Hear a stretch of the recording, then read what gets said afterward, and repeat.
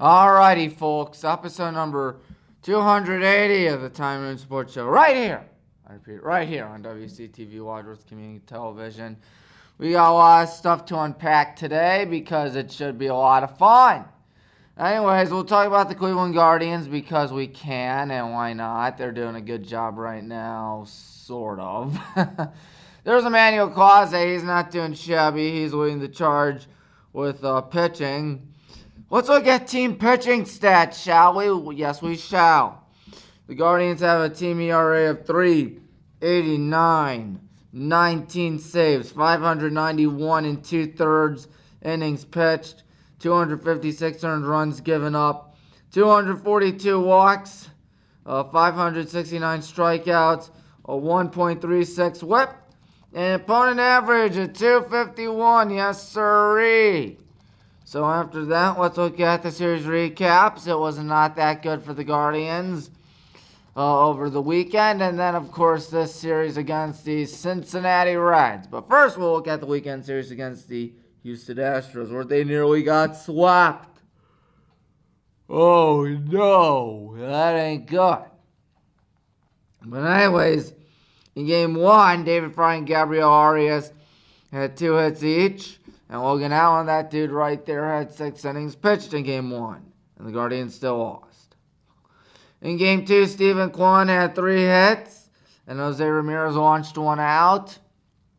And the Guardians lost again in extras. However, in Game 3, it was a little bit different because the Guardians won it. That's right, Bo Naylor had 3 hits and a home run in Game 3. And Tanner Bobby went 6.1 innings pitched in Game 3.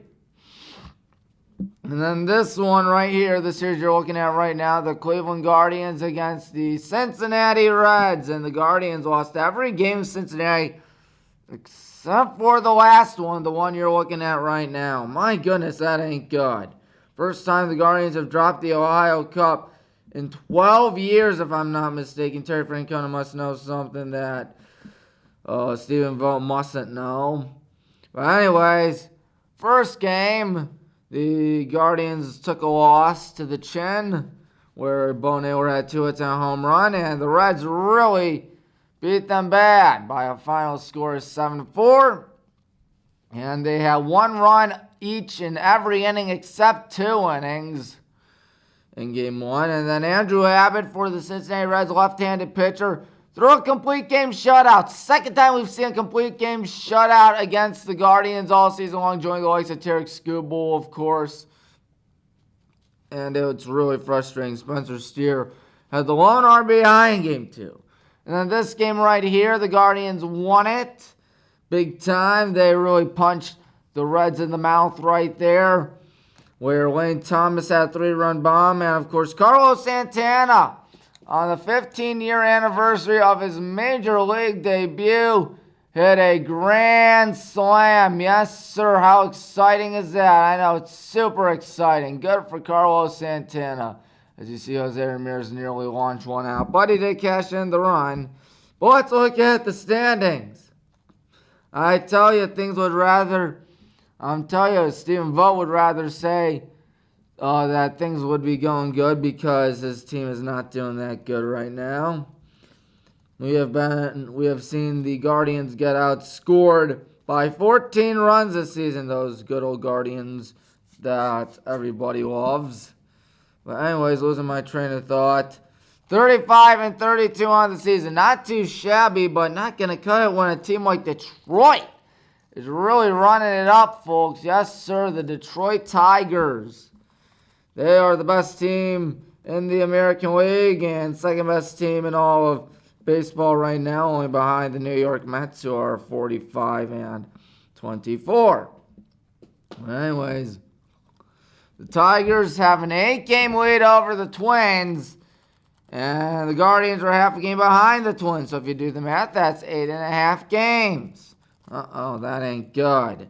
But looking at the wild card race, Cleveland's half a game out of the third wild card slot. So if the season ended today after 67 or 68 games or something like that, nearly 70 games, they wouldn't be on the outside looking in.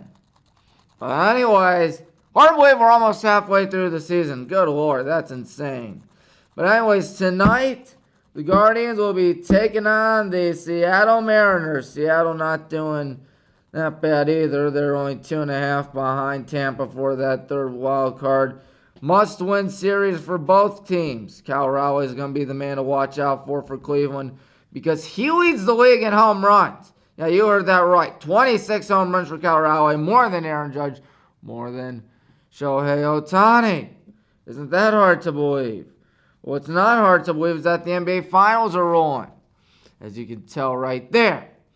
Game 1 was pretty epic, if I say so myself, where the Pacers came back from 15 down in the fourth quarter. Right there, Paycom Arena, I think is what it's called. And it was 111 to 110. Pascal Siakam, 19 points, 10 rebounds. Obi Toppin, the man put up 17 points for the Pacers. And Shai Gilgeous-Alexander, 38 points. Jalen Williams, 17 for Oklahoma City. But the main story was a guy right in the middle, Tyrese Halliburton, who's really been doing a dandy all postseason long, cold-blooded killer in the postseason. Because he's thrown a bunch of clutch shots, but none more so than I can only assume game 1 when he hit the game-winning shot with 0.3 of a second left. Oh, you gods, that's insane. 0.3 of a second. Obviously, Oklahoma City did not get a chance to score after that.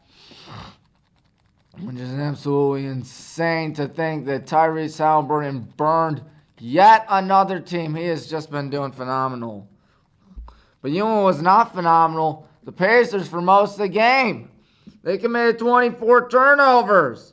Yeah, 24 turnovers. That's not going to win you too many games in my books. And they had 13 fewer steals. Actually, they shot 47.6% from the field, which isn't shabby, and 46.2% from three-point land. But man, oh man, 14 steals by OKC compared to 1. And man, oh man, the Pacers, however, really out-rebounded the Thunder 56-39. That was the story of Game 1. And the story of Game 2 was a wee bit different, where we saw the Thunder win it by a final score of 123 to 107. Yes, sirree. In that game, Shai Gilgeous-Alexander scored 34 and had 8 assists. My goodness. Alex Caruso had 20 points. And one else out there, Aaron Wiggins with 18. So there was that. And the Pacers had 7 guys score double-digit points, none more than 17 by Tyrese Halliburton. Of course, once again, 17 points. Miles Turner, 16 points for the Star Center. But anyways, those are my train of thought.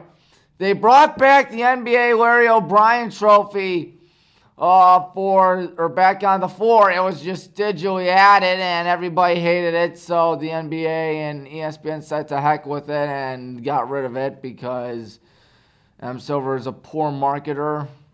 He's so bad at being a showman.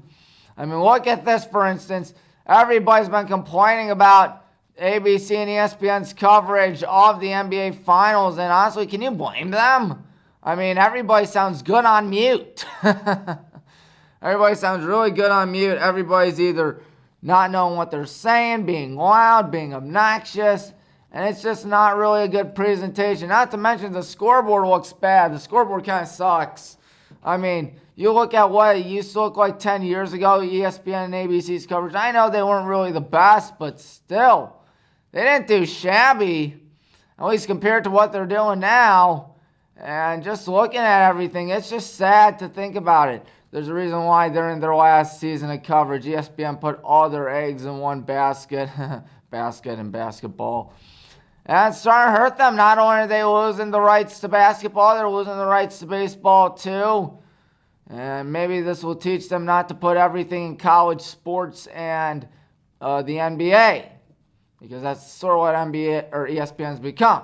But anyways, enough on ESPN because everybody's complaining about their coverage, including myself.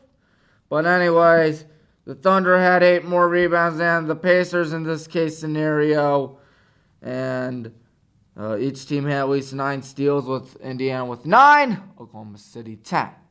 And then game 3. Let's look at game 3.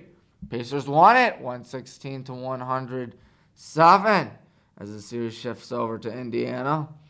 And what happened there? Tyrese Haliburton was 1 rebound short of a triple-double, 22 points, and 11 assists and 9 rebounds. Pascal Siakam, 24 points. And TJ McConnell had 10. And who could possibly forget Bennedict Mathurin? Mathurin with 27 points. Good golly. That's pretty impressive. And Shai Gilgeous-Alexander, 24 points in. Jalen Williams doing a dandy, 26 points. But it was not enough for Oklahoma City. It was a pretty darn good ball game, in my opinion. Indiana shot over 50%. Yeah, Indiana shot over 50%, and that was by 33% from three-point land. Hard to believe, I know. They really did a good job inside the paint, in my opinion, and they really did. Oklahoma City had 6 more points, but the Pacers had 7 more steals. What's going on tonight? It is Game 4 of the NBA Finals featuring the Oklahoma City Thunder Indiana Pacers. You probably knew that by now, but you probably didn't know it was tonight. Because usually they have 2 days off. Well, this time they have 1 day off. Hey, I'm not complaining. The more basketball, the merrier. And speaking of sports and stuff, we've seen one of the most craziest Stanley Cup Finals of all time, where the Florida Panthers dropped Game 4 last night in overtime. There have been 4 games in the Stanley Cup Finals thus far. 3 in overtime. Game 1, Oilers won, Leon Draisaitl. Game 2, double overtime, Brad Marchand won it. Game 3 was a blowout, 6-1. Game 4 last night, Panthers jumped out to a 3-0 lead. Oilers made it 4-3. Panthers scored with 20 seconds left, courtesy of the extra attacker. And then Leon Draisaitl, did he do it again? You know he did it again. He's one of the 3 players in the history of the Stanley Cup Finals to score 2 overtime goals in one postseason, or in one Stanley Cup Finals. Excuse me. Game 5 is going to be Saturday, June 14th. My goodness. And then Game 6 will be June 17th. And if there's a Game 7 once again, it'd be in Edmonton. And it would be on Friday night and 1 week from now.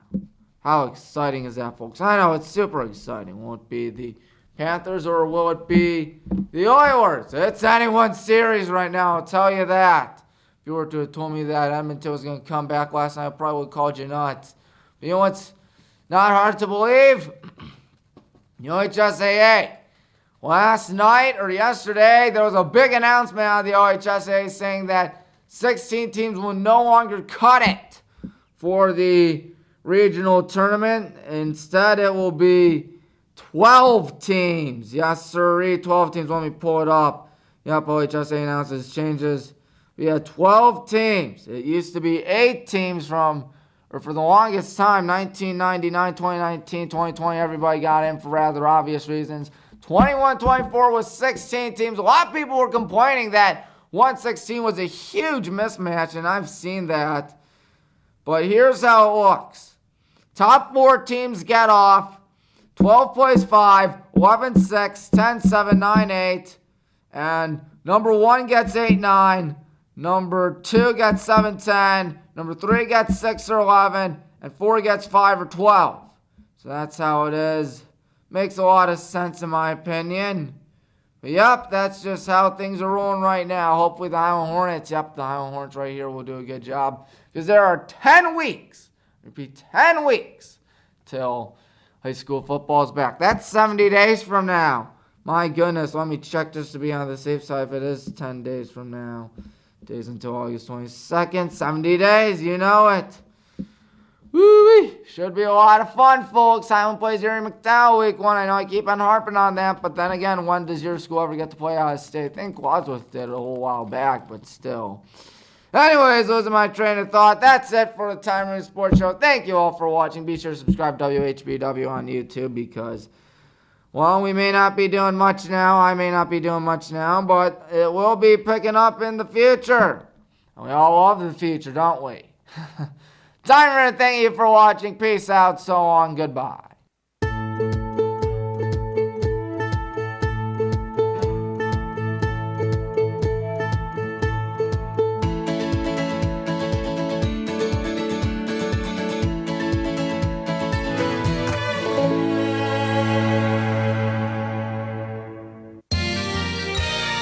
You are watching WCTV, Wadsworth Community Television.